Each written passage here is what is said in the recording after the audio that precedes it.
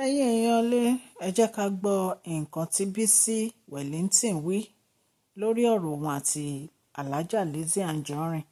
Ẹ máa bá wa ká lọ. ó lè dún mọ́ta ẹ bá mi kí gbó lé o. ó ní pé nígbà tí Fọlá tó rìkọ́ọ̀dì láti orí ẹja olóṣì ọlọ́mọ bàtálíọ̀n láti orí ẹja oníyàwó bíi 10 láti orí ẹja ó ní pé nígbà tí Fọlá rìkọ́ọ̀dì ẹ̀ kí ni Fúnkẹ́ Akíndélé ṣe ń kí ni Fúnkẹ́ Akíndélé wá ń ṣe máa gbọ́ ọ kí ni Fúnkẹ́ Akíndélé ń ṣe pẹ̀lú Fọlá tó rìkọ́ọ̀dù láti orí ọjà tani láti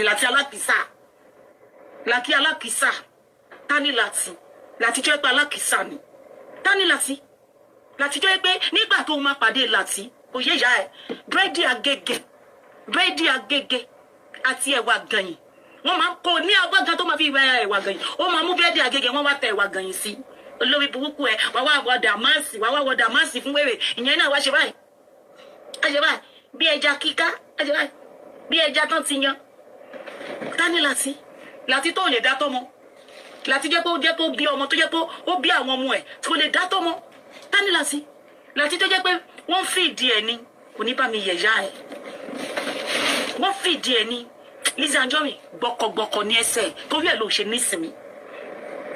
nísinmi láti tó jẹ́ pé láti ijó tó ti wà láyé títí ẹ̀ ìgbésí ayé òun yes ìrìn àjò láti owó láti ìbẹ̀rẹ̀ pẹ̀pẹ̀ ìgbésí ayé láti ò dáa Lizzy máa finger brain ìyá ẹ̀ ọlọ́wọ́ bá gbọ́ kí ni mo sọ mo ní máa finger brain ìyá ẹ̀ tani láti ṣáyé ìyá tí mú yes láti ijó tí láti ti wọnú ayé ẹ̀ lóògùn oríṣiríṣi ti wà nínú ìgbésí ayé ẹ̀ ló ti yá wèrè ó mọ̀ pé ẹsẹ̀ láti ò dá ni ní ìgbésí ayé láti ti bàjẹ́ kò sẹ́ni tó bẹ́ẹ̀ ṣe bísínẹ́sì mọ́ òye ìyá ẹ̀ ìwọ ogun yẹn ló fẹ́ kémi náà wọ́n máa fi ìgbésí ayé tèmi gbé ogun oríṣiríṣi báyìí ló ń gbé tó bá ti gbé ogun Gistlover tán wàá tún gbé ogun Ìyábọ̀ wàá tún gbé ogun Priscilla wàá tún gbé ogun oríṣiríṣi láyé ẹ̀ ń gbé ìwọ kan ló máa gbé ogun Fúnkẹ́ Akíndélé ìwọ kan ló máa gbé ogun kí ló wúkọ̀ Farida ìwọ kan ló máa ní ìbílẹ̀ pé Farida kọ́lé o Ọlọ́run bá ń gbọ́ ládùn gbogbo ogun tó ṣe sí lédi yẹn. Recently mo sọ fún ọkọ ẹ̀ mo ní ṣé ìmọ̀ nǹkan tó ṣẹlẹ̀ Lizzy àti ọkọ èmi mo sọ fún ọkọ Farida ìyẹn ẹ̀sì ẹ̀ pé wá o má lọ so papọ̀ mọ́ Lizzy o wọ́n fẹ́ lù ẹni o torí pé o ṣe bí o fẹ́ kí má nìyẹn kó jọ ìpapọ̀ pé kó lọ rí lọ́ọ̀yà àti tiẹ̀ kẹ́lẹ̀ bá gbé náà bá lọ gbé Bísí anyway mo ti sọ fún Mr. Adémọ́lá tó bá jẹ́ pé ó rìkọ́dì níjọ́ yẹn wàá rí pé rìkọ́dì yẹn bullshit ni mo sọ fún Mr. Adémọ́lá mo ní kò gbọdọ̀ lọ rí lọ́ọ̀yà ẹ̀ because o ní evidence kankan pẹ̀lú Farida rẹ́ẹ̀rí lọ́dọ̀ ẹ̀sà board ó rẹ́ẹ̀rí ẹ̀rí lásán lórí òun ni lady yẹn fi wọ gàù ó rí ẹ̀rí gbogbo àwọn so many celebrity ẹ̀rí lásán ni wọ́n rí tí wọ́n fi ní problem pẹ̀lú ẹ̀ ẹ̀rí lásán ni Farida rí tó fi ní problem tó fi bẹ̀rẹ̀ ogun mo sọ bẹ́ẹ̀ fún Démọ́lá mo ní tí Démọ́lá àti Farida bá fẹ́ jà tó fèsì ara wọn ṣùgbọ́n kò gbọdọ̀ lọ bá lọ́ọ̀yà ẹ̀ because o ní evidence o máa ń wá káwọn èèyàn so mọ́ ẹ tó bá ti ní problem o máa wọ́n sọ tòótọ́ fún Démọ́lá lẹ́sẹ̀kẹsẹ̀ mo ní pé o ní kí ló wúkọ kínní o ní ẹjọ́ pẹ̀lú Farida o ní case pẹ̀lú Farida Mr. Démọ́lá is a man that needs to let go mo sọ tòótọ́ fún mo ní Mr. Démọ́lá you are a man tí Farida bá ń ṣe bí obìnrin ṣe máa ń wọ ẹ̀yìn ẹgbójúkú mẹ́ ó di dandan kó dùn Farida ó dùn dandan tó bá jẹ́ pé ẹ̀yin náà ẹ fi ara yín sí ipò Farida Démọ́lá gun ò lè sọ̀rọ̀ ó di dandan kó dùn because once upon a time you both marry each other ó dẹ̀ wá lọ bó ṣe lọ Lizzy kò ní ẹjọ́ pẹ̀lú Farida unless tí Démọ́lá bá lọ sopọ̀ pẹ̀lú ẹ̀ because ó fẹ́ kó lọ lọ́ọ̀yà ẹ̀ it was on recent ní wíìkì nìyẹn o fẹ́ kí Démọ́lá wá lo lọ́ọ̀yà ẹ̀ mo dẹ̀ sọ fún Mr. Démọ́lá pé kò gbọdọ̀ lo lọ́ọ̀yà ẹ̀ ó gbọdọ̀ lọ lo ẹlòmíì àbí kó gbàgbé nípa kó tiẹ̀ má ṣe nǹkan kan kó fi Farida lẹ̀ anything tí Farida bá kó máa ṣe kó filẹ̀ kó jẹ́ kó lọ. mo lórí burúkú òbí oníkèsì pẹ̀lú Farida èmi mo sọ bẹ́ẹ̀ pé mi mo rí evidence èmi mọ nǹkan tí mo sọ. you cause this woman àìmọye show tó máa ṣe fún àìmọye show tí wàá máa ṣe fún àìmọye show tó máa ṣe fún àìmọye. mo wà wọ́ndà pé ó ṣe máa ń ṣàn mo wà wọ́ndà pé ó máa ṣe máa ń ṣàn kẹ́ adó gbogbo ogun bàbá alábúlé àbí irọ́ ló ń pa ni a ti lọ sórí Instagram àbàbẹ́ èmi máa celebrate nǹkan báyìí ó pẹ́ bí mo ṣe celebrate Farida yẹn ó ń pẹ́ kínú tó hun ẹ́ kú ó ń pẹ́ kínú òun ló ń pè ní ọba àwọn ọba olúwa àwọn olúwa ẹrù jẹjẹ tí mi gbó kìjìkìjì kábíyèsí o bàbá òun ló ń pè bẹ́ẹ̀ ó ní kéèsì pẹ̀lú Farida èmi mo sọ bẹ́ẹ̀ fún yà ó ní kéèsì fún ó ní kéèsì anybody ló lè rẹ́rìn gbogbo bí tó ti ṣe ṣó ẹ kí wá lọ screenshot gbogbo àwọn tó rẹ́rìn kí wá ní mo ní kéèsì ó máa ṣe kéèsì kú ní ìṣòwò mo ní tó bá bí ìyá tiẹ̀ rẹ Farida ti dí ẹ pé tó bá bí ìyá ẹ rẹ tó bí good mọ fádà bàbá ẹ pé ọ̀dà òkò ó ní ká wá wo ẹni tó lẹ́sẹ̀ lẹ̀ ká wá wo ẹni tó lẹ́sẹ̀ lẹ̀ kò yé ìyá ẹ kí Démọ́lá kó sunkún mo sọ fún Démọ́lá ó ní kéèsì pẹ̀lú Farida mo sọ bẹ́ẹ̀ fún Démọ́lá ní ẹnu ọjọ́ mẹ́ta wíìkì yìí ni mo sọ I'm still talking about this week mo sọ bẹ́ẹ̀ fún ọkọ Farida mo sọ bẹ́ẹ̀ fún pé Lizzy ẹ má lọ sọpọ̀ mọ́ olórí burúkú ẹ̀dá ni o kò ní kéèsì kankan pẹ̀lú Farida o ó fẹ́ lọ kéèsì yẹn ni o kéèsì yẹn ló fẹ́ lò torí pé Démọ́lá fi yé mi pé ọlọ́pàá tó wà nínú kéèsì Lizzy òun ló fẹ́ lọ gbé Farida ṣé kò yẹ yín sìn mo wá sọ fún Démọ́lá pé kó lọ sọ fún àwọn ọlọ́pàá yẹn pé òun ò ṣe mọ́ pé kó lọ sọ bẹ́ẹ̀ á rí i pé Lizzy ò ní kéèsì kankan gbogbo àwọn nǹkan òṣì tó máa ń kójọ yẹn nìyẹn àwọn nǹkan òṣì tó máa ń tòjọ nìyẹn àwọn nǹkan òfò tó máa ń tòjọ nìyẹn aláyébàjẹ́ nìyẹn ṣùgbọ́n mo bí Ọlọ́run lénìí kí Mr. Adémọ́lá kán gbọ́ nǹkan tí mo sọ mo bí Ọlọ́run lénìí kí Farida náà kó let go mo bí Ọlọ́run lénìí kí Mr. Adémọ́lá let go kí Ọlọ́run kó fún yín ní titi yín díẹ̀ lọ́sàn because o ní case mo dẹ̀ sọ fún Mr. Adémọ́lá kò gbọdọ̀ lọ lo lọ́ọ̀yà ṣé kò yẹ lọ́ọ̀yà tó ní kó wá lò is your lawyer kò yẹ kó lọ lo lọ́ọ̀yà tó bá tiẹ̀ máa bá Farida jà kò gbọdọ̀ lo lọ́ọ̀yà kò gbọdọ̀ lo ọlọ́pàá títí ẹ̀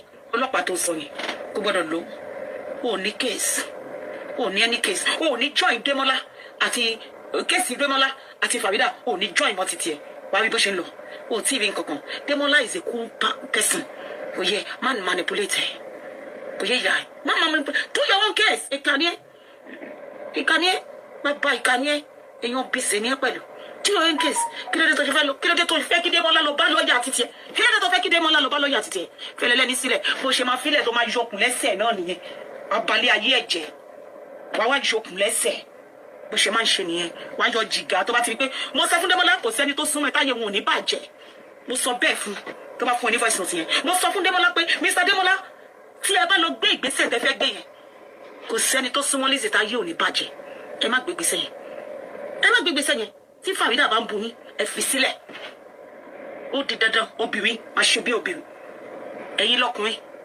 ẹ gbọ́dọ̀ ṣe bó ṣe yẹ kẹ́ ẹ máa ṣe ó fi ẹ̀yin sìn ẹ má jẹ́ kẹ́nikẹ́ni tọ́bi yìí pọ̀ olórí ibùkún wá sórí social media ní àwọn ga nínú ayé àwọn ti gbẹ́yàn àwọn ti ṣe gbá ìwọ́n tó yẹ pé ò lè gbé mosquito kọ́mọ mosquito yálàjá ò lè arrest yẹ yálàjá ò lè arrest yẹ ó ṣàwá tó máa ṣe máa join àwọn èèyàn papọ̀ ní olórí ibùkún ẹni tí ò lè dájà face the problem by yourself face it by yourself now tó bá lè rí face it by your face sọ pàtó torí pé Ọlọ́run rí ìgbà tí ọmọ bàbá lábúlé kó lọ jábọ́ sínú omi ó ti yẹ ń sìn níbo ni àwọn ọmọ kéékèèké yẹn máa wà olórí burúkú ṣọ́ máa kó wá fún ẹni tó bá jẹ́ pé ó ti bá omi yẹn lọ ní tòótọ́ inú ẹ̀ máa dùn àbí pé ìgbà tó ń rẹ́rìn síbi tó ti ń bú òun torí ẹ̀ lọ ṣe lọ kú inú ẹ̀ máa dùn ní nǹkan tó máa wá sọ níta náà nìyẹn ṣebí ìgbà tó gbé colleagues ẹ̀ ṣépè tó lọ sọ́dọ̀ bàbá lábúlé tó ń gbé colleagues ẹ̀ ṣépè ṣòbó wá síta ó wá sọ ó ní ẹ kán wo nǹkan tí ìyá àbèjì kán wo nǹkan tí ìyá àbèjì kán wo nǹkan tí ìyá àbèjì ṣe.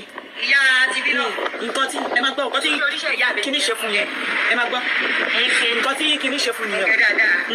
ṣé bẹ́ẹ̀ jọ pẹ́pẹ́ wá rí sí ẹ̀ gbọ́ nítorí tó rí nǹkan tó máa ń sọ nìyẹn o tó bá jẹ́ pé Ọlọ́run ta ni pé Ọlọ́run kò kí ń ṣe Ọlọ́run ni torí pé Ọlọ́run wá jẹ́ Ọlọ́run àwọn èèyàn wá mú Farida dání kò wá kó sómi yẹn tá ló kó sómi yẹn eventually bó ṣe máa wá mọ̀ kẹ́lẹ́lẹ̀.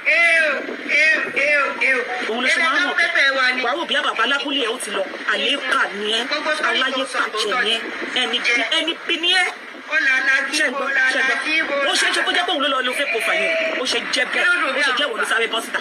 oorun ní kùnà ìyá ṣe máa mú mi. kí ẹ̀ gbọ́ lọ́dún dípò ẹ̀ bó ṣe ń kà ṣẹ́gbọ́n. gbogbo sórí ẹ̀ tó kọ yẹn bó ṣe rí gangan. òun náà ló máa sẹ́tà ẹ̀ pẹ̀lú ọbí burúkú. òun bá gbẹ́nu lé kẹpẹtẹ yọrí sórí ọ̀sán ìkọ bó ṣe rí gẹ́lẹ́gẹ́lẹ́gẹ́ èèyàn mélòó ló paná. inú ẹ̀ máa ń dùn mí. tí ayé èèyàn bá bàjẹ́ bá olóògùn pẹ̀lú ẹ̀. pàtó ni pé yóò ṣùkú ẹ̀ ó bá yá mú àwọn ọmọ ẹ̀ ó lè pè fó. òun ló ṣiṣẹ́ yẹn o olórí burúkú ìka ènìyàn aláyé mú aláyé òun náà káàbọ̀ sílé ọlọ́ra very wicked woman ẹ máa gbọ́ fún àṣẹ mi. báwo sọ fún fọmọ títẹ̀ lọ́sì ṣe fọmọ ẹ̀ ọ̀sì ìgbọmọ ẹ̀ lọ́bẹ̀rẹ̀ grand ọ̀sì ìkọ́kọ́ sí ọmọ. ẹ bèèrè lọ́wọ́ ẹ̀ pé ta ló kọ́ pósí fún ọmọ ẹ̀ lórí social media ta ló gbé ọmọ ẹ̀ lọ sí bẹ̀rẹ̀ grand ẹ bèèrè lọ́wọ́ ẹ̀ a máa parọ́ oríṣiríṣi ni ẹni tá yí ẹ̀ ti tán ẹ bèèrè lọ́wọ́ ẹ̀ kò sẹ́ni kankan tó bú ọmọ ẹ̀ lórí social media yìí o ẹ̀yẹ̀ bí kọ́ pósí ẹ máa gbọ́ ṣẹpẹtẹ yà tún máa fún wọn ní tọ́ǹpọ̀ báyìí. ṣẹgbọ́n ṣe ti rí iṣẹ́ tí Ìyábọ̀ ṣe fún nìyẹn o pé nítorí pé ìyẹn lẹ láìkì fídíò lásán ni Ìyábọ̀ láìkì o tó sọ yí pé òun ni gist lover torí pé ó láìkì fídíò ibi tó ti bu ṣó ti yẹ yín sí ṣe rí pé ó turn pop lásán pé tó turn pop lásán ó máa gbé orúkọ yín dọ́dọ̀ bàbá lábúlé bí ẹ tiẹ̀ lọ́ọ̀bù ibi tó ti bu ó máa gbé orúkọ yín dọ́dọ̀ bàbá lábúlé pé kàn pa tiyín jẹ ẹni tó yẹ kán rí lójú títì báyìí kán ṣá apá ó yẹ kán rí ẹ lójú títì kán ṣá ẹ pa kán rí ẹ ní patí báyìí kán já ẹ sí ìhòòhò burúkú òun ló yẹ kán ṣe fún ẹ òun ṣẹni tó yẹ kó wà láyé aláyé bàjẹ́ ni. ṣẹpẹtẹ yà máa fún wọn ní tọ́ǹpọ̀ báyìí. ṣe ń gbọ́ inú ẹ̀ ń dùn ní. Gistlover bá mi fún ní ẹ̀yìn. ṣe ń gbọ́ inú ẹ̀ ń dùn ní. sórí sítórì tó kọ lọ́sàn-án yìí ó ti ẹ̀kú ti gbéra ẹṣẹ́ pé oní tí ò bá rí bẹ́ẹ̀ kí ló ní kó ṣe òun. ṣé kó bá gbogbo àwọn ọmọ tó sọ yẹn sùn wonderful. òun dẹ̀ ló wà lábẹ́ alábòsí ni mí ìwọ ló ń bá gbogbo tí àwọn tó jẹ́ ti colleagues ẹ̀ ṣé kò yẹ ẹ́ sìn ta ló máa ń gbé ọmọ ṣépè báyìí lórí social media yìí ta ló máa ń gbé ọmọ ṣépè báyìí bó ṣe máa ń ṣe ta ló máa ń gbé ọmọ ṣépè báyìí bó ṣe máa ń ṣe lórí Facebook o ta ló máa ń ṣe mú nǹkan báyìí olórí burúkú ẹ̀ náà ló máa ń ṣe ta ló máa ń ṣe mú nǹkan báyìí ta ló máa ń gbé ọmọ ṣépè báyìí ta ló máa ń gbé ọmọ ṣépè báyìí.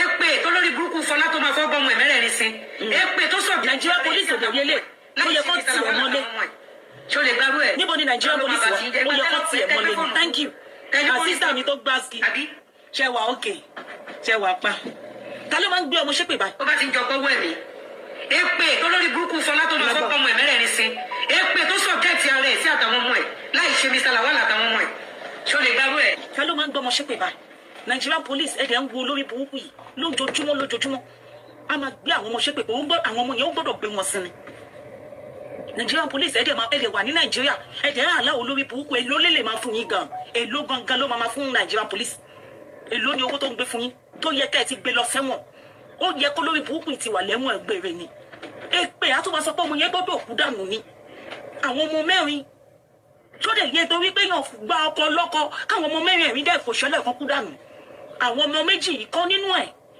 àwọn ọmọ yẹn tó jẹ́ last born tó confirm ẹ̀ tó sọ pé ọmọ Mr. Lawal ó confirm ẹ̀ from the beginning of this saga of this issue ó ní ọmọ Mr. Lawal ó dẹ̀ máa gbé wọn ṣépè wọ́n máa gbé wọn ṣépè wọ́n máa gbé wọn ṣépè wọ́n máa gbé wọn ṣépè ṣé nínú 2024 yìí Fọlá jáde ó gbé àwọn ọmọ ẹ̀ ṣépè ṣé àwọn tó ń support Fọlá wọ́n bọ́ síta wọ́n gbé ọmọ ẹ̀ ṣépè ní 2024 yìí ojoojúmọ́ kò síjọ́ tó máa sọ̀rọ̀ tí ò ní gbé àwọn ọmọ Fọlá ṣépè ó yẹ wọ́n Fọlá ní ẹ̀kọ́ ẹni nǹkan tó máa ṣe o ó yẹ kó orin ara ẹ̀ sínú ẹ̀jẹ̀ Jésù ni kó totally ask for forgiveness of sin from Almighty God ṣé kò yẹ orí pé wọn ò fẹ́ kó jẹ wọn mọ́ ṣé kò yẹ ẹ̀sìn gbogbo ìwà ìmẹ́lẹ́ tó bá wà lọ́wọ́ ẹ̀ kó má ṣe mọ́ kó wá wo bí ayé tí ẹ ṣe máa bàjẹ́ mo fún ẹ ní secret tí mo fún ẹ nìyẹn I am just giving you the secret power ṣé kò yẹ má jẹ́ kẹ́nikẹ́ni ṣẹ̀ má ṣe èèyàn kẹ́yàn gbogbo ẹni tó bá wù tó ti ṣẹ̀ tó wà lọ́kùn ẹ release them kó wá wo bí Ọlọ́run ṣe máa bẹ́ẹ̀ dá sẹ́rí àsìn kò yẹ ikú tó máa ń pè lójoojúmọ́ wàá rí bóun ló máa wọlé tó máa lọ visit ẹ̀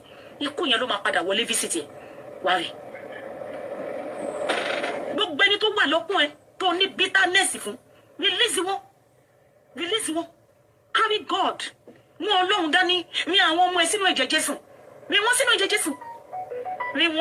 ẹ̀jẹ̀ Jésù kó o pe ẹ̀jẹ̀ Jésù lé wọn lórí kó má jẹ́ kẹ́nikẹ́ni ṣẹ̀ mọ́ release anybody let them go don't put anybody in your heart let them go forgive anybody no matter what they done to you forgive them so that the heavenly Father so that you can be forgiven. Forget them and let go and put all your bonding on Almighty God and serve God like never before. Serve God like never before. Pray like never before. If you have been praying 5 times, let it be 10 times. Prayer is not too much. Ṣé o mọ bí tán ti kárí ayé ẹ lọ ni? Ṣé o mọ bí tán ti gbé ìwà àti ọmọ ẹdẹ? Ṣé o mọ ọdí ọ̀rọ̀ òdì? Ní èyí tó rí láyé lélẹ́yìí o, èyí tó ṣe lélẹ́yìn kọ́, ẹ̀bọ tó ti gbé. Do you understand? It is only Almighty God that can fight your battle. It is not man. It is God Almighty that will fight your battle. If everybody is a liar, but God Almighty is not a liar. He's not a man that can lie. He will never lie, and he will never forsake me. Do you understand? When you give your life to Christ Almighty, he will fight your battle and put all your enemies to shame. Let go. Let it go. Let go. And see what Almighty God is going to do in your life. Let nobody offend you anymore. And see, you open doors. How open doors will be open unto you. Oh, ní ṣe làálàá kó tó jẹun. Torí pé wọ́n mọ̀ yìí pé ó ṣe máa padà wá tọwọ́ jẹ ni. Ibi tí wọ́n ṣe dé nìyẹn. Ṣùgbọ́n nítorí pé ó dà pé power pass power. Ó dà pé Ìyábọ̀ Òjó tó súnmọ́. Power pass power. Kò yẹ. Òun ló ṣe tí ìtọwọ́ jẹ. Ó ní ó máa gba bára fún ẹ títí láíláí ni. Tí wàá tọwọ́ bára padà wá bóun náà. Lọ́mọ Ọlọ́run. Mú ẹ̀sìn ẹ. Mú kókó. Gbogbo ọgbà tó bá ń ṣe àdúrà yìí wà táwọn mú ẹni kẹjọ máa ṣe. Kí ló dé? Ta ló lọ sí 9 months? Tó lórí burúkú ìbá bímọ. Olórí burúkú tó bá bí ọmọ sáyé. Ẹgbẹ́ tẹ́lọ̀ pé ẹgbẹ́ fún. Tí olórí burúkú ìbá bímọ sáyé. Tó bá bímọ sáyé. Ó máa ṣe pé fọlá. Ẹ máa gbọ́. Èpè tó sọ gẹ́ èpè tó lórí burúkú Fọlá tó máa fọ́ gbọ́mọ ẹ̀mẹ́rẹ̀ ní sin. Èpè tó sọ gẹ́ẹ̀tì ara ẹ̀ sí àtàwọn ọmọ ẹ̀ láì ṣe Mr. Lawal àtàwọn ọmọ ẹ̀. Ṣé o lè gbárù ẹ̀? Ọlọ́run ló máa bàtì ń jẹ́. Ìgbà tẹ́lọ̀ pé tẹ́gbẹ́ fóònù fún. Tẹ́gbẹ́ kó rìkọ́dù. Àbí káàtì ẹ̀ sọ wípé èèyàn bàtì ń jẹ́ láì ṣe Mr. Lawal àtàwọn ọmọ ẹ̀. ẹ̀yin èèyàn lé ọ̀rọ̀ lẹ ti gbọ́ yẹn lẹ́nu Bísí Wellington Máyọ̀wá. Màá tún mú ọ́pdẹ̀tì Alhaja Lizzy Anjorin wá fún yín. ẹ̀yin èèyàn lé ọ̀rọ̀ yìí dìpù gan-an ju bá ṣe ń lérò lọ. ọ̀rọ̀ yìí dìpù gan-an ju bí a ṣe ń lérò lọ. ṣùgbọ́n màá wá torchlight sí tí n bá ti parí recent video wọn. Ọlọ́run á ràn gbogbo wa lọ́wọ́. Àmín.